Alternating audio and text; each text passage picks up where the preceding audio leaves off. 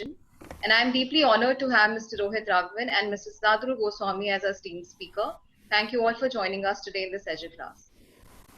Mr. Raghavan is a partner at L&L Partners dealing in projects in energy, banking and finance, project finance, restructuring and insolvency. His practices focuses on rendering advisory and legal assistance in banking and finance, including project finance, restructuring and refinancing transactions. He is a member of the Bar Council of Karnataka and is registered to practice law in India. With over 9 years of experience, he has advised on varied transactions across project financing, working capital financing, corporate debt restructuring, structure financing, trade finance, international and domestic bond issuances, and real estate financing for construction, etc. In project finance area, he has advised lenders across varied sectors such as oil and gas, power, ports, roads and highways, and urban infrastructure projects such as solid waste management projects. His clients include SBI, IDBI Bank, Axis, Adani Transmission, and many others. Mr. Goswami is a managing associate at L&L Partners, Banking and Finance, Project Finance, and Debt Capital Markets. He is a managing associate in the firm's banking and finance and project finance practice with over 6 years of experience. He focuses primarily on project finance, construction finance, balance sheet funding, acquisition financing, loan syndication and restructuring, advisory on stressed asset resolution, restructurings, external commercial borrowings, bond issuances, onshore and offshore, and structured finance over the course of his transactions. He has acted for banks, financial institutions, NBFCs, leading corporates across all sectors, particularly projects, infrastructure, and real estate, and he also regularly advises lenders on the treasury side transactions. Today's EDGE class is on construction finance through external commercial borrowings.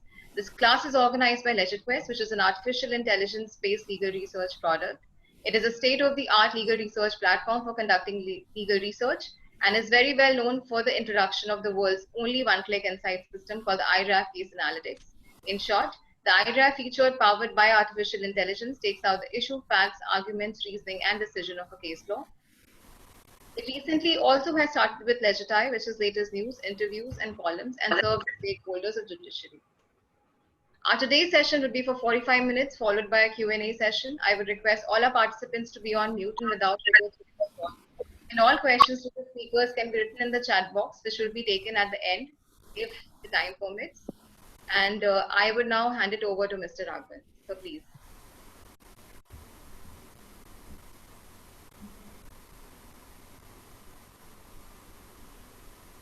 Hi, thank you, Tulip, for that kind introduction. Hi, everybody. Today, I think Shatadru and I would try to spend some time explaining the nuances of project finance, firstly, and with a focus thereon on external commercial borrowings as a way of arranging project finance for projects in India. Just to touch upon the basics of project finance first, to those who are not familiar with this area of finance.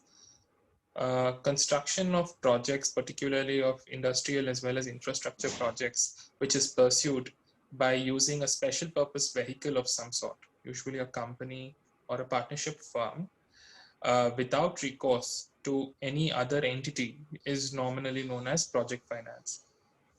Project finance is very common particularly across infrastructure projects like roads, ports, transmission, and of course, power sector in the renewable as well as the non-renewable sector.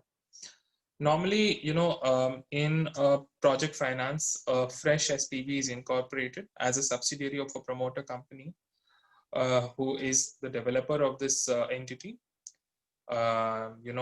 People who are investing in this would be two. One would be the equity investor and the other would be the debt investor. We'll be focusing primarily on the debt aspect of project finance today, and with a special focus on ECB as mentioned. In project finance, there is basically limited recourse financing. So a person who is lending for a construction of a project has recourse largely only to the project that they are lending. So you can't look to any other entity for supporting that credit. Normally, because of that, the structuring of the transaction is very important. You have to see the merits of the project, the underlying merits of the project, whether the project is capable of generating money and servicing that debt. and generating a return on the investment made by the investors. The key things, that you look at when project finance is being done, of course, from a credit perspective, is the viability of the project, whether the cost of the project has been correctly estimated, who is the developer, who is the contractor, and from a lending perspective, you have to look at, what security are you getting, right? If some of the infrastructure projects are, concession based, where an authority gives you a concession to construct it on a build, operate, transfer, or build, own, operate, transfer model.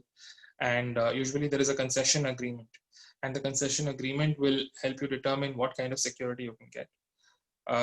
There are also key considerations like the cash flow, how the cash flow will be generated for the business. So, whether if it's a power project, you look at the power purchase agreement. If it's a toll-based road project, you look at the ability of the road project to generate traffic and what are the traffic projections and how much money it's capable of making. Or if it's a transmission line, usually there's a transmission service agreement, and so on and so forth. So from a credit perspective, one looks at how it can be constructed, and then how much money is it going to make, and does it have a reliable source of revenue in the long term to be able to service that debt. Normally, when a project finance structure, you also have somebody known as a sponsor or a promoter, which is the entity which is a holding company or key investor in the project. Normally, these are entities who probably have some amount of prior experience in the sector, or have the ability to at least manage the project and take it to fruition and completion. In a financing, from a financing perspective, some kinds of support are taken from this entity, like completion support and cost overrun support, etc. So to ensure that the project gets completed, if there is an increase in the cost beyond the original estimated cost, then that promoter company has the obligation to fund the gap and make sure that the project is completed. Usually you would have an 80-20 ratio for debt to equity, or a 70-30, where a substantial chunk is funded from debt, and a relatively smaller portion is through equity. And priority is always given for servicing of the debt, and the equity usually is allowed to take a return only so long as the debt is properly being serviced. As I said, these are the key broad principles of project finance. I thought maybe we should explain this to the audience before we delve deeper into ECBs and ECB as a source of project finance. Broadly, to go into ECBs now, external commercial borrowing, or basically borrowing from a source of credit located outside the country for commercial end use. Usually this borrowing is denominated in foreign currency, though the RBI now also allows for the loans to be denominated in rupees. So foreign currencies where one would normally see are the US dollar, the Japanese yen, or the euro. These are the common currencies in which foreign currency loans are denominated, depending on the source of funds. Foreign currency borrowings are of two kinds. You could be looking at a bond structure, or the equivalent term in Indian borrowing is the debenture, and which is basically an instrument based borrowing, or a general loan, which is lent by a financial institution or a bank which is outside India. The whole mechanism of how ECBs can be borrowed is of course a significant part of the FEMA regulations in India, because the FEMA, or the Foreign Exchange Management Act, regulates the inflow and outflow of foreign currency into the country. It rather manages, because the earlier act was the FERA, and so now it's FEMA. So it's a little more liberal structure than we had before. External commercial borrowing regulations have become far more liberalized in the last few years compared to before. Earlier, there was a positive list for which you could borrow.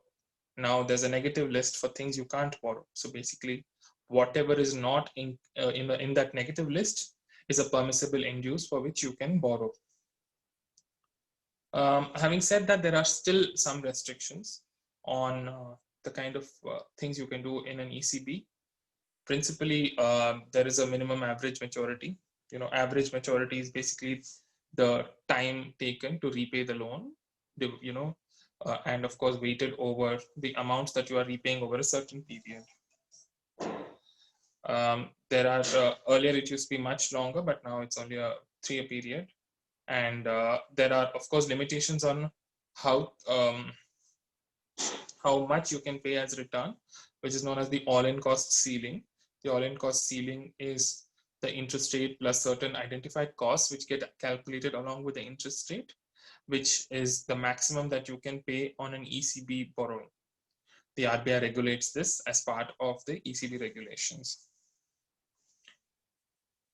There are certain other aspects as well in an external commercial borrowing, because you're borrowing from an overseas source and you're borrowing in a foreign currency. One is always exposed to certain things like fluctuations in the exchange rate and also fluctuations in the interest rate, because usually the ECBs are indexed to a foreign benchmark rate like a LIBOR or a Euribor, etc. These are rates determined based on the cost of borrowing in overseas markets. And it may or may not reflect the realities in the Indian market. So borrowers in India have to enter into what are known as hedging contracts. Hedging contracts are basically contracts with certain banks where you have swaps for interest rate as well as swaps for currency fluctuation. And these instruments help us hedge against the risk of the currency becoming, hedge against the foreign currency becoming too strong or the rupee becoming weak, and ensure that your costs of borrowing are under control. The RBI earlier had stipulated that some low ECBs need to be hedged 100%, but now there's a limit. I think you need to only hedge 70%. Some of these loans. Yeah. So broadly, there are also some restrictions on what security you can create for an external commercial borrowing and in favor of whom. But those are very, of course, technical and minute and are, of course, covered in detail in the regulations. And most of these securities can only be created with the permission of the authorized dealer banks, which are basically banks which are allowed to deal in foreign currency by the RBI. I think I've touched upon most of the basics of what is an external commercial borrowing, and I've touched upon what is project finance. So now we come to the point where we can marry these two and understand what is the role of external commercial borrowings in project finance. Typically in India, project finance has been happening over the last 15 to 20 years a lot, because you would have seen the way India's infrastructure has transformed. We have a long way to go, but we've still come a long way from where we were. India is no longer power deficient. We have great highways. India's seaports are globally competitive, some of them, and India's transmission capacity has also been growing on a year-on-year basis. And we are one of the largest green energy generators today because of huge growth in power infrastructure in the country. But all of this costs money, and lenders in India have a finite capacity. They have restrictions on how much they can lend to a particular sector. They have restrictions on how much they can lend to a particular group. They have huge NPAs, because of which some of the banks have become very hesitant to lend to infrastructure sector, because some of these infrastructure loans have gone bad for them, and hence they have become very more conservative about lending to some of these sectors or to some groups. But at the end of the day, there is a way more amount of money outside the country than there is in India, and there's a huge market outside the country which can be tapped for funding. Earlier, there wasn't much confidence in the capacity of Indian developers to construct and manage these huge infrastructure projects, or confidence that the Indian economy will be able to consume and generate cash on some of these projects. But the infrastructure sector has kind of matured in the last 2 decades and has come to a place where foreign lenders are able to place some amount of confidence in Indian developers and in the Indian market. Lately, we've been seeing that ECBs have become a significant portion of funding for infrastructure projects, and we've been working on some of those.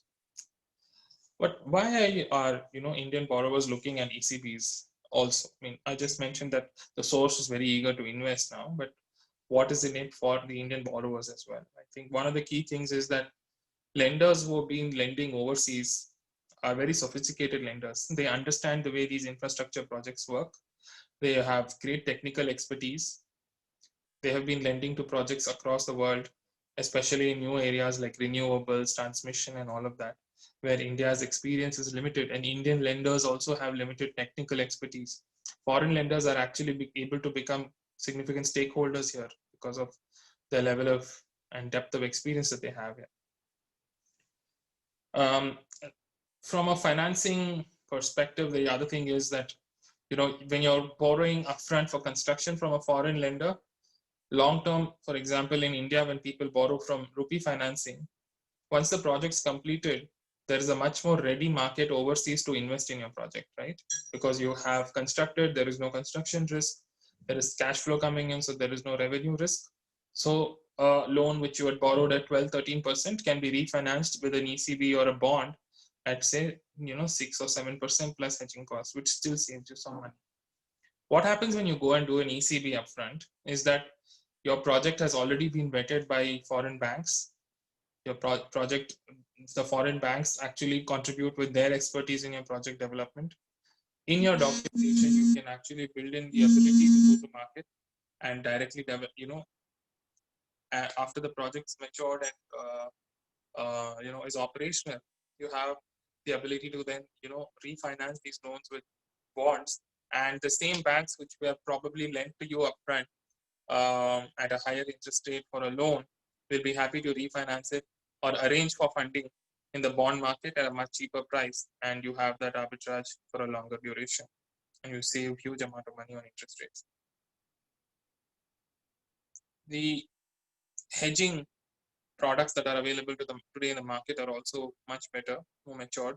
India's currency now has a better track record, more stable economy, and Indian borrowers are able to take that risk of currency over a longer period.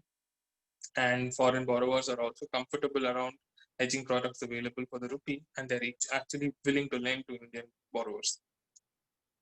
Broadly, these are the key things that I thought I wanted to give to you guys as an introduction and explain why ECBs are actually a big thing and are going to be a bigger thing than they currently are. Indian banks have mostly run out of cash unless they are going to get heavily recapitalized. Established Indian borrowers will be able to go to the overseas market because they also have sophisticated finance teams, professionals with them. Overseas banks will be able to appreciate the expertise that they bring in, and the overall stability and positive growth path of the Indian economy gives them confidence to lend to an Indian developer in the infrastructure space. I'll now hand it over to my colleague Shatadru, who also has a lot of direct expertise in this field, and he will explain some of the aspects of how ECB works in project finance, what are the things that you need to look at, various steps and the processes, and give you a more in-depth explanation into how this works. Over to you, Shatadru.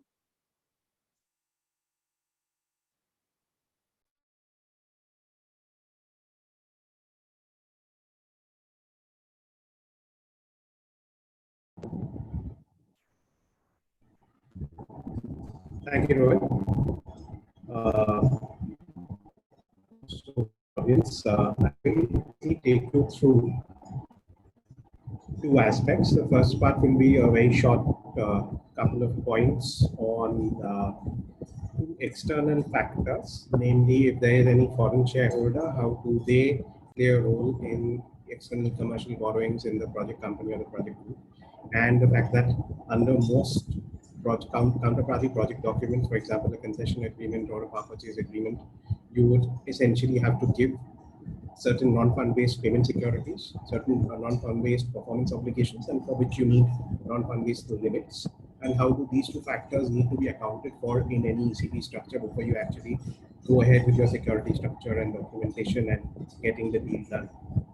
So first is on equity structures. If your project developer is inviting foreign interest and there is going to be foreign shareholders who are going to come in into the project, then usually one such structure that we are seeing of late is a stapled equity and debt structure, where there is a subordinated loan component and there is a direct equity investment.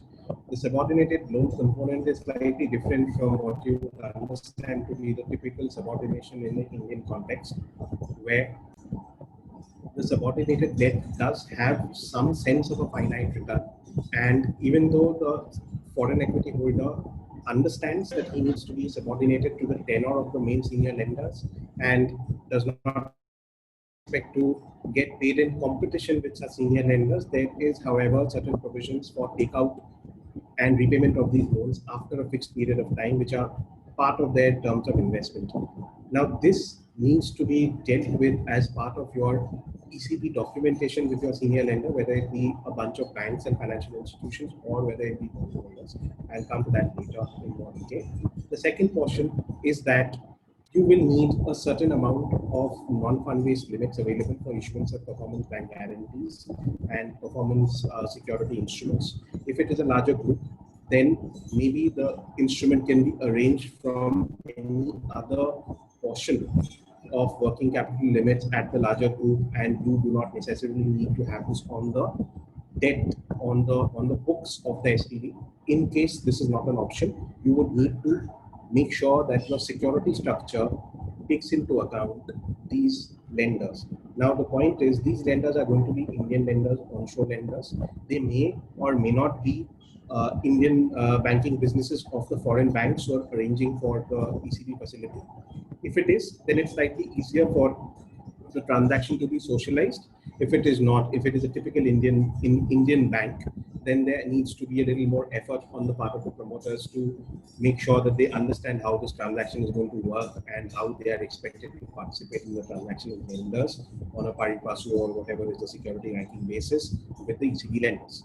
Now, coming to the documentation and the nuances of how you put in place an ECB team. The first thing to be considered is security structures. Now, this depends on what is the sector of the project and what drives the revenues in the project. It could be a concession or it could be a non-concession driven revenue generation. If it is a concession driven project, for example, in ports, in airports, roads, then there is only a certain amount of security which is available for the lenders, which is usually the cash, which is usually the revenues. The project infrastructure as such, which are classified as project assets or port assets, are not generally available for security to the lenders. That's one consideration to be had, because the security as such over these assets lie at the SPV level. So when you are doing a security structure, especially when you're considering a slightly sophisticated ECB offering or a bond offering, you may decide to do a security structure. You may decide to do the lending at a senior level, and you're trying to bridge the gap between the lending at the senior level down to the security structure over assets, which is at a different level, at the SPV level. So these need to be considered if this is a concession-driven document. If it is a power purchase agreement, where whether it be private power sale or it be a SECI power purchase agreement, the ability to go a little bit different with security structures is slightly higher, because again these kind of power purchase agreements are generally flexible in terms of what you can or cannot do in terms of the project, in terms of the revenues from the project, and at what level you can encumber and leverage that. But these models of revenue generation under these kind of agreements is a huge consideration for determining how, at what level is the ECB coming in, and at what level are you going to offer the security, and how the ECB lenders are going to get comfort from that. Now, one aspect of concession-driven projects is a substitution agreement or a direct agreement or step-in right available to the lenders to replace a defaulting or a non-performing developer. Now, while the concept remains the same, the way this concept is available for the benefit of the lenders may be different. For example, in Delhi International Airport, it is done in a certain manner. For Hyderabad International Airport, it works in a different way. For most NHI-driven projects, it works through a simple substitution agreement. In other cases, you may feel the need to enter into a direct agreement. So the point over here is, on one side, you've got the lenders. In the middle, you've got the right of the lenders to step in. And on the other hand, you've got the authority who needs to acknowledge this right of the lender, subject to the contours of the concession agreement or the project main project document. So this also needs to be considered, because if it were a normal Indian consortium project financing, authorities are more aware and they understand that yes, if it's a consortium of banks led by SBI, and then there is SBI Cap Trustee who's a security trustee of the consortium, and you go into a direct agreement involving SBI as the lead lender along with the security trustee, these concepts are familiar to them. When you come and introduce a concept of ECB, where all the lenders are offshore, you go, and usually in ECB transactions, the facility agent is also, you don't really have an Indian lender representative, especially if you're doing bonds. You don't have that comfort at all because the bonds are meant for wide distribution, and assuming these are listed bonds, right? So the representative of the bondholders is somebody called a note trustee, and that person has no expertise in implementing the project. He's not a monitoring agency acting for the benefit of the lenders. So these structures need to be explained to the relevant concessioning authority, the relevant counterparty authority under these project documents, so that they're able to appreciate what is the route of fundraising and what is the structure involved, and these documents can be done. Now, one other aspect, especially if it is a concession-driven financing, there are definitions of lenders and financing documents and financial arrangements in these documents, in these project contracts. These definitions need to be read very carefully, so that on day one you're sure that whoever is the audience for your ECB raising, whether it be banks or a bunch of bondholders, whether it be the hedge counterparties hedging these foreign currency risks, they are either covered or not covered in these definitions. Because if they are not covered, then you need to think of alternatives. Then you need to think of disclosing that risk if it were to be a bond offering, and offer an alternative way to protect them. Because in essence, what happens is, just take for an example a road project where the definition of lenders or financing documents or financing arrangements is not broad enough to include a hedge counterparty. That person does not have a right to the termination payments, because that is not part of the debt due, which will be calculated for determining what is the termination payment. So this analysis needs to be made at the start, so that appropriate risk allocation and risk mitigation measures can be taken as part of your structure. Moving on, the next aspect other than the structure is what is going to be your accounts waterfall. How is that going to work? Now, if it were a normal Indian project financing at the project SPV level, it's fairly straightforward. There is a construction period, and there are a few accounts in construction period. You take care of your tax, you do the construction, you pay the EPC cost, you pay the other costs, you do your debt servicing for any interest during construction if it is not being funded out of the term loan portion, and then you take care of whatever pre-operative and administrative expenses. That's how the construction period goes. Then you come to the operation, where you come to the operation period. You take care of your tax, you take care of your O&M. If there are any concessioning or authority payments, we may do that. You do your debt servicing, you do your reserves, you do your debt service followed by your major maintenance. If it's a green project, you may have to do an inverter reserve, do all of that, and then you come to the surplus account. At the surplus account, you test on what is the cash sweep test that you have. It's usually linked to your DSCRs. Test that, take the money out into distribution, and apart from that, you may have a few special accounts where identified cash flows may be deposited for prepayments, mandatory prepayments. For example, insurance premium after any goods, any damage has been refurbished. If there is anything left, you use that. If there's any damages and compensation received on the project document, that's another source of damage. That's broadly the TRA structure in an Indian project. So very sorry to interrupt. If you could be a bit closer to the mic, because to us, I think, yeah, that's okay. Yeah, sure. Is this better? Can you hear me now? Yeah. Thank you. Yes. So now, if you're considering an ECB structure where you have the freedom to decide the level at which you're going to get the funding in, you could very well consider an ECB structure at the flagship platform level. Let's say you have a platform for green projects and you're executing green projects in SPVs beneath that platform. You could get an ECB at the platform level, or you can get an ECB at a specific group of SPV level. That's usually called a restricted group or an RG group. So what happens here is that the funding may either be one level on top, or the funding may be given for a bunch of lenders together.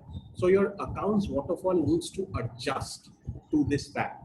So your accounts waterfall will need to take note of the fact that you may disburse at a level on top and the money needs to go down, but it needs to go down as if it's an extension of the original lending. It doesn't go down where the lenders lose control of the downstreaming. The lenders still control the downstreaming because the money is going to come up from the SPVs and the lenders.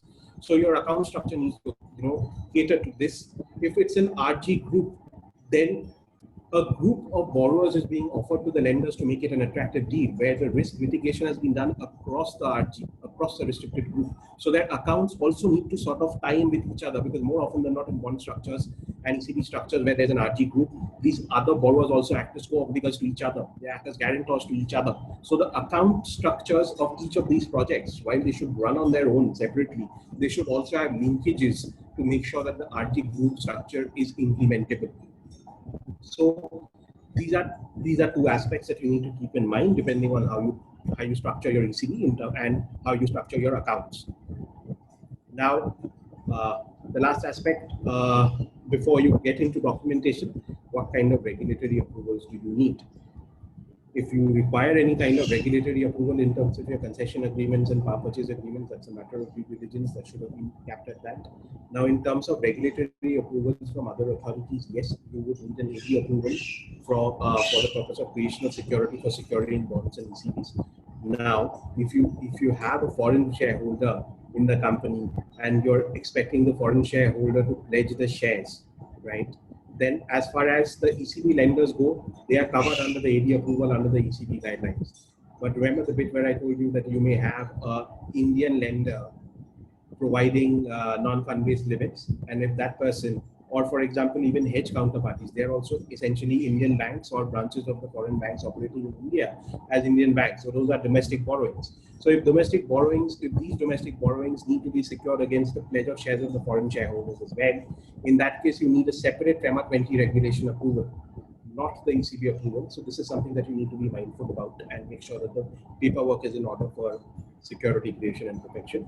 Now, given this backdrop of what is the security structure, what could be the account structure, and what are the regulatory approvals required, what documents do you need? In an Indian lender scenario, you would need a facility agreement, you would need a security trustee agreement, you would need a trust and retention account agreement, which is essentially a cash flow waterfall, and you need a security documents. In ECBs, this is slightly nuanced.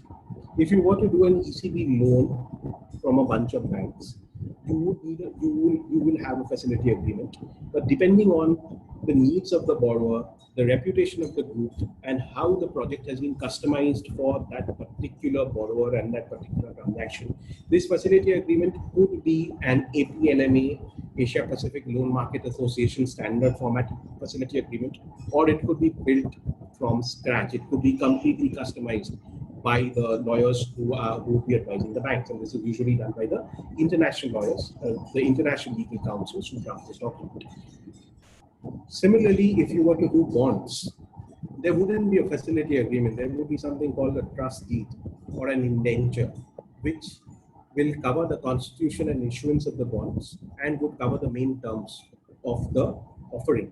This agreement would not be entered into between bondholders or the book runners who are going to build the book for the bonds.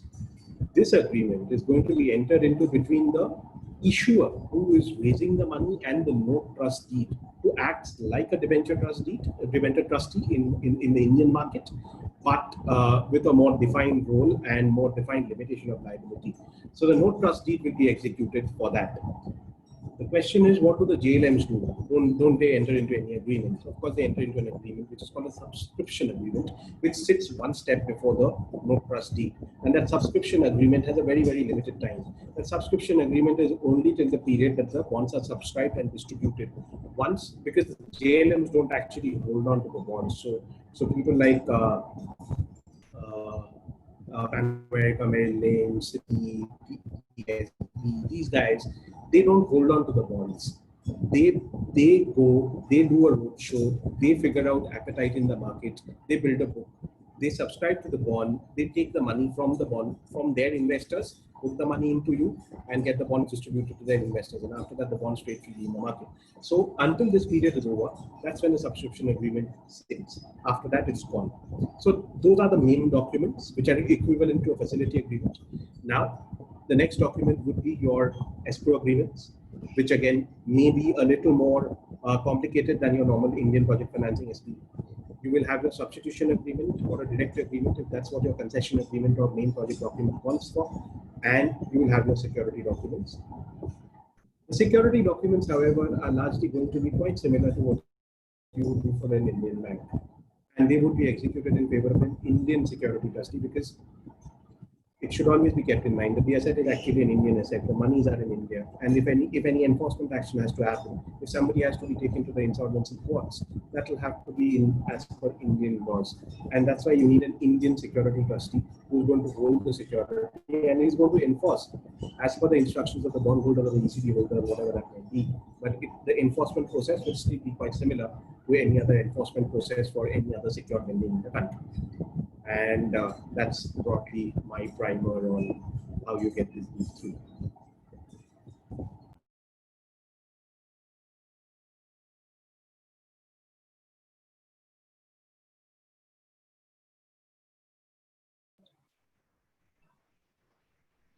Okay, so thanks a lot for that, and that was very helpful. We'll be taking up questions now.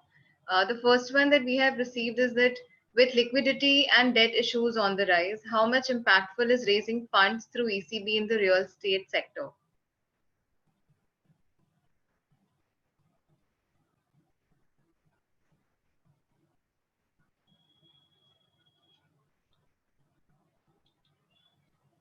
So in the real estate sector, there are certain restrictions on borrowing by way of ECB. It's one of those restricted sectors where, you know, the RBI currently doesn't but encourage borrowing for various reasons, that real estate is highly speculative, and it's hard for RBI to imagine the exchange risks that would come in this sector, and also you know, create a situation where overseas entities may become heavily invested in the real estate sector through borrowings and then subsequently security enforcements, etc. So currently, I don't think there's going to be a huge impact with ECBs in the real estate sector. Mr. Goswami, you would like to add something to it?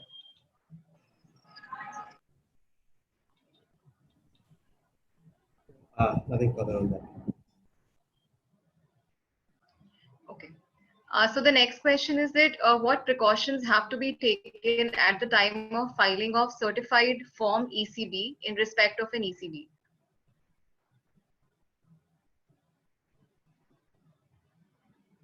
Yeah, one second.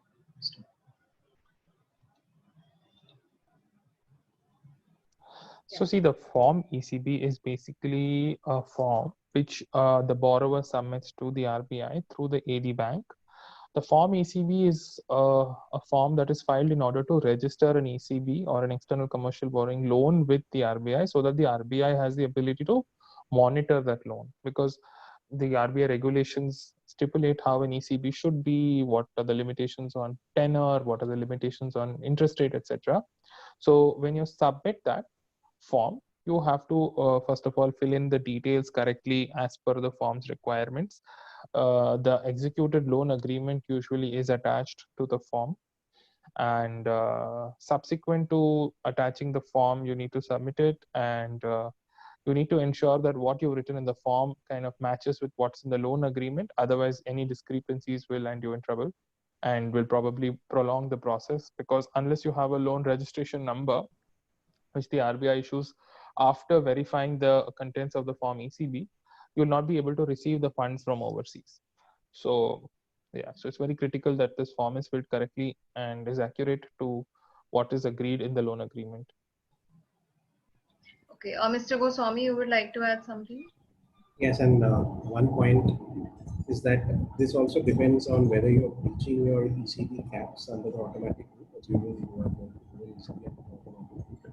So your form ECB, and this is really part of your strategy on how you want to avail the ECB. because it could very well be that you have tie-up for, let's say, $400 million, and you're also doing a bond at the same time for a much higher amount. And under the ECB part, you are if you avail the entire of the bonds and the entire of the ECB, you may breach your automatic group cap.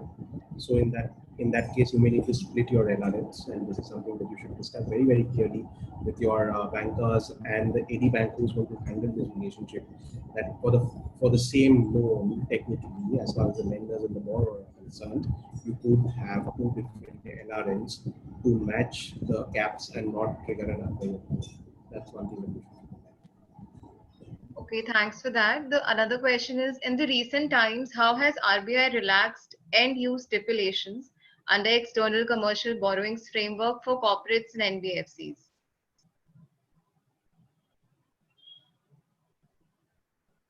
As I mentioned in my initial talk earlier, the ECB end users were stipulated saying, for A, B, C end use, these are the terms. For D, E, F end use, these are the terms. What RBI has done now has made it a much more liberal mechanism where, save for 4 or 5 things, I think, which broadly, correct me, Shatadru, if I'm missing anything out. There's real estate. There's, I think, some things to do with defense, atomic energy, and things like that.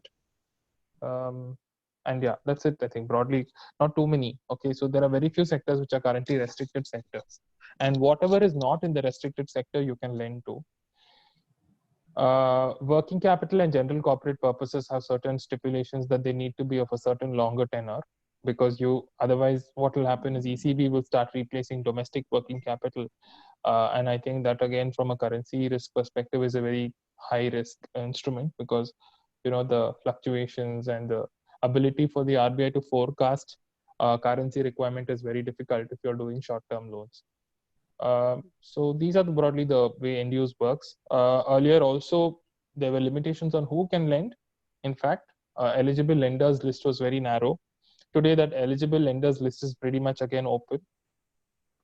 Even holding companies, unrelated parties also, so long as they're in an FATF IOSCO compliant jurisdiction, can lend.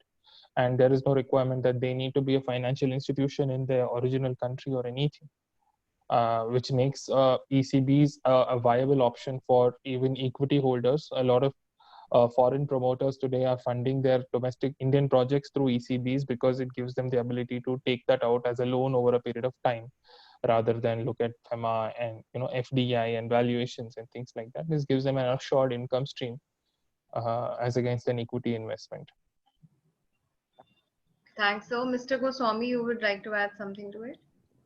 Yes, and just like Rohit said, that we work on the basis of a negative list as opposed to a list of permitted items.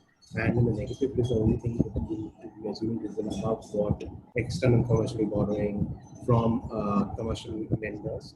The only thing that you need to be a little careful around is your end use, because if you are going to use it for working capital, if you're going to use it for refinance, then there are certain specific conditions that you need to cater to as part of your terms. Otherwise, it is quite a flexible regime. Okay, thank you. The other question is it possible for a foreign equity holder to provide ECBs to the company in which such equity holder holds investment? It is possible. Earlier, in fact, there were stipulations on how much they have to hold to become an eligible lender. Today, there are no such restrictions. So any entity overseas can lend money to that company that they have invested in the country. Mr. Goswami, you would like to add something? Yes, and usually, and such a foreign equity holder actually has a little more freedom in terms of end use to lend you money towards your then purpose and working capital requirements, because that RBI views as still lending by the company arranging their funds from their side of the border, so to speak. So actually, so you've got a little more relaxation over there, apart from the fact that yes, a foreign equity holder can provide ECBs, and that's how the stapled equity structure that I was talking about. That's how it happens. That's how the debt comes in. Okay, thank you. And the next question is, what procedure needs to be followed in case of change in terms and conditions of the ECB? So if there are change in terms and conditions of the ECB, normally, so long as it is within the regulations, You just need to intimate the AD bank after signing an amendment, and then they file the forms with the RBI. So long as you're not breaching any of the terms of the ECB regulations, like you're not, reducing the tenor, or you're not, increasing the all-in cost, etc., or doing something or changing the end use, because broadly these are the three key things that the regulations regulate today. Otherwise, commercially, whatever it is that you're changing, you can change by notifying the AD bank. And if you are changing something that requires a permission, then you need to notify and probably take the approvals from the RBI if required, if it is something that doesn't fall within the framework of what the regulations currently permit. Okay. Mr. Goswami, you would like to add something?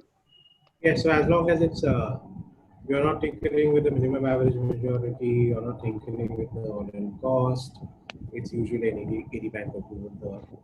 A lot of power has been delegated to the AD bank as per the latest circular, where a lot of things can be done with their approval at their level. So ideally, you shouldn't have to rush to RBI, because these kind of changes usually are not that important. Thank you. The next question is that can corporate which have violated the extant ECB policy and are under investigation by the Reserve Bank avail of ECB? In our experience, if they do want to avail of the ECB, they would need the RBI specific approval for the same. Okay. Mr. Goswami, you would like to add something to it?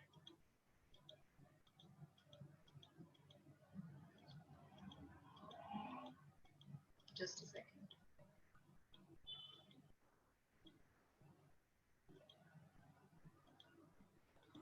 No, nothing further. Moving on to the next question, it says that when raising funds through ECB, can we say that a company's capacity to meet larger requirements from international players is magnified in comparison with domestic player interaction? What are some of the main differences between the two?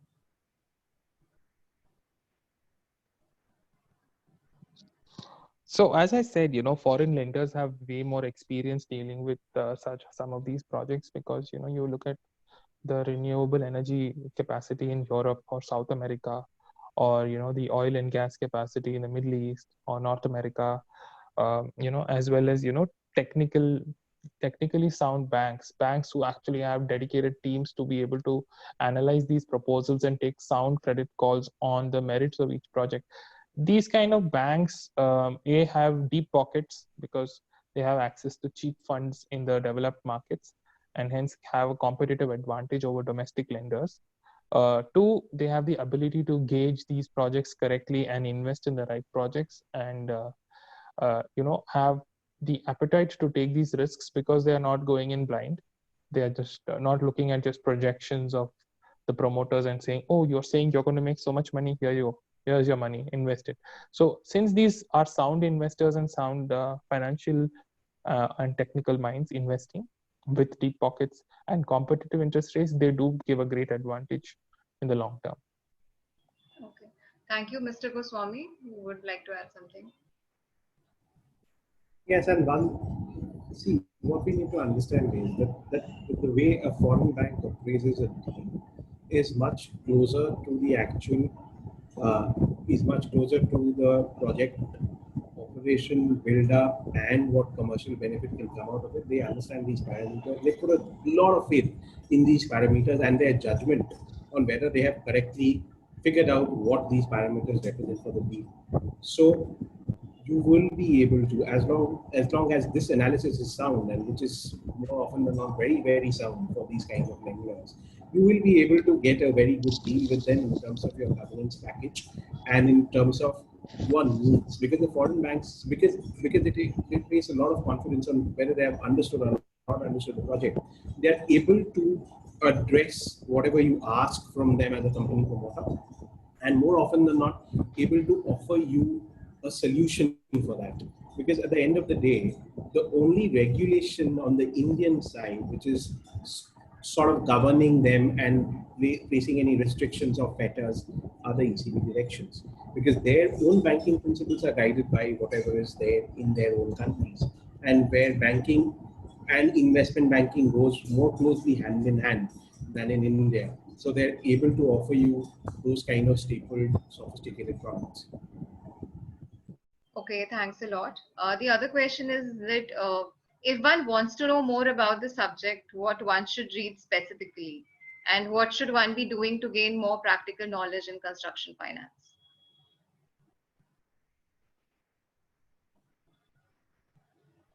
I just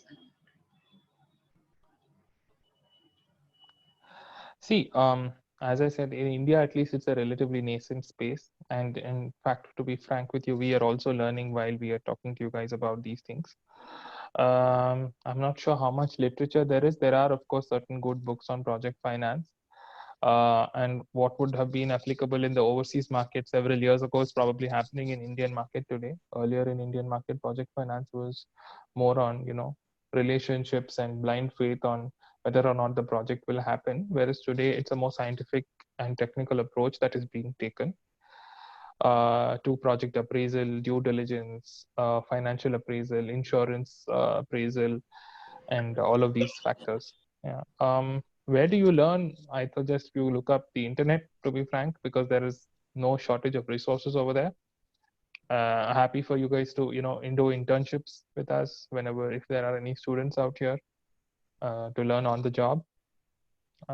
Yeah, and of course, if there are any of you who are already associates or lawyers in the field who are in finance, then you should try and reach out to your clients to see if they are looking at ECB as a source of funding, and of course educate them on the process to the extent that you guys think you can do it. And of course we are also available if you guys would ever like to reach out to us if you need to understand something. Okay, thanks a lot for that. Mr. Goswami, you would like to add something? Yes, and if anyone amongst you really wants to understand how one particular ECB deal went through, maybe a good place to go is take your pick. Figure out if any Indian infrastructure company has issued bonds for project finance. Go to the stock exchange where the bonds are listed. With a little bit of searching, blunt force trauma searching on that site, you will be able to find out something which is called an offering circular, which was meant for dissemination to all investors. And whenever that bond trades, every investor gets that document to read and understand what the product is. It's a voluminous document, 200 pages, 300 pages, but it explains A, what the company does, B, what is the deal, and on what terms the deal happened. You could perhaps go through that to understand, at least on a deal specific basis, how that deal worked. But obviously, that's not going to give you any insight on what actually went on behind the doors in terms of how did a particular approval get done, how did the document get negotiated, what were special requirements of vendors. That's obviously to be learned on the job, but you could look at that. Okay, thanks a lot. Now, this is the last question that we have. Do you think in the last few years, the focus of ECB seemed to have shifted towards refinancing and on lending? How has this impacted construction financing in particular? Shatadru, would you like to take that first? Yeah, I'm just. Thanks, Rohit. See, but then that also depends on what is the flavor of the season, because in the last few years, it was usually the infrastructure groups who had already established operational projects with Indian lender monies, and now they were going to the bond markets to refinance a deal, and that deal did not become a pure classical project finance.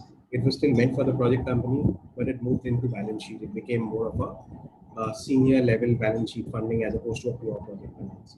That was what the landscape was a few years back. Now, if you see, these are the same groups, these are the same companies who have now created a confidence amongst international investors that yes, these are the guys, these are the investment grade Indian infrastructure players who can build projects, and we trust them with their money. And that's the reason why now you're seeing classical project finance come back through these kind of structures, because what these companies achieved through those refinancing bunch of ECBs 2-3 years down the line is that they created a track record. They proved that they are capable of raising money from global debt markets, and they proved that this money is a safe investment. And that's the reason why these investors have exhibited a greater appetite for taking a construction level risk today. Mr. Raghavan, you would like to add something?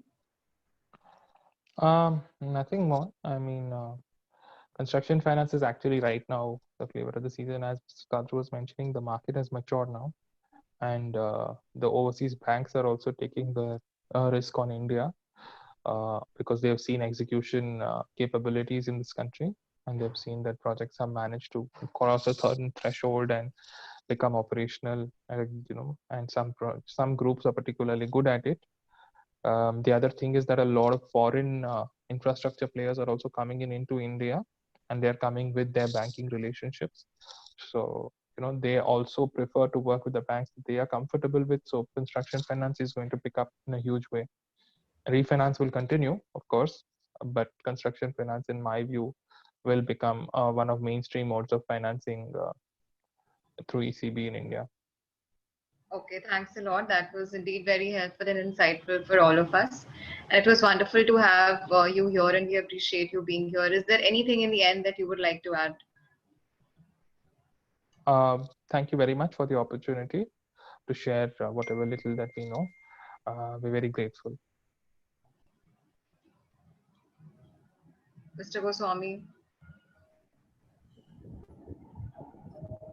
Yes, thank you. This was indeed a pleasure to speak to a group of informed listeners, and grateful for the opportunity to share whatever that you've been able to cover. Okay, so thanks a lot for your exceptional, insightful views.